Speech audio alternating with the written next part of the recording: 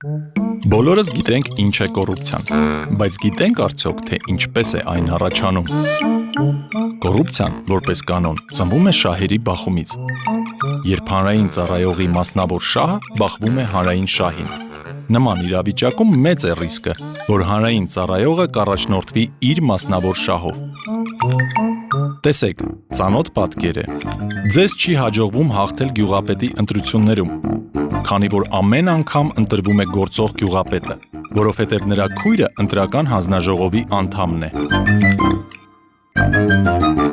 Նույն հարկային տեսուչը ստուգումներ է իրականացնում և ձեր ընկերությունում, և ձեր մրցակից ընկերությունում, որը պատկանում է իր զարմիկին։ Դուք տեսնում եք, որ քաղաքապետարանի գծատեր հանդիսացող պաշտոնյան մասնակցում է հանրային տրանսպորտի գնի բարձրացման վերաբերյալ որոշման ընդունմանը։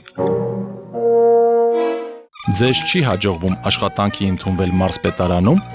քանի որ մրցութային հանձնաժողովում ներգրավված են մարզպետի ազգականները և աշխատանքի են ընդունում մարզպետի կամ իրենց մերձավորներին։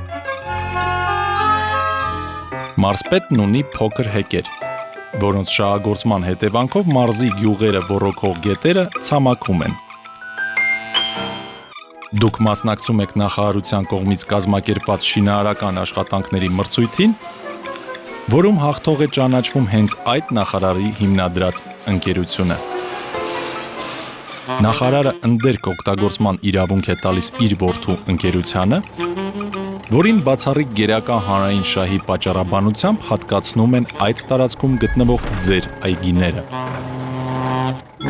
Պատգամավորը կողմ է քվեարկում դեղերի արտադրությունը սահմանափակող օրինագծի օգտին, քանի որ նրա ընկերությունը զբաղվում է դեղերի ներկրմամբ։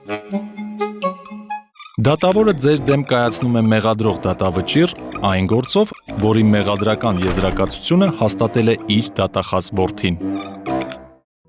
Ահա այս ամենի հետևանքով է, որ մենք չունենք օրինավոր կառավարում, ազատ մրցակցություն, անկախ դատարան, և ակնհայտ է, որ դրանից տուժում է մեզնից յուրաքանչյուրը։ Շահերի բախման իրավիճակում հանրային ծառայողն իրավունք չունի ընդունել որոշում կամ կատարել գործողություն։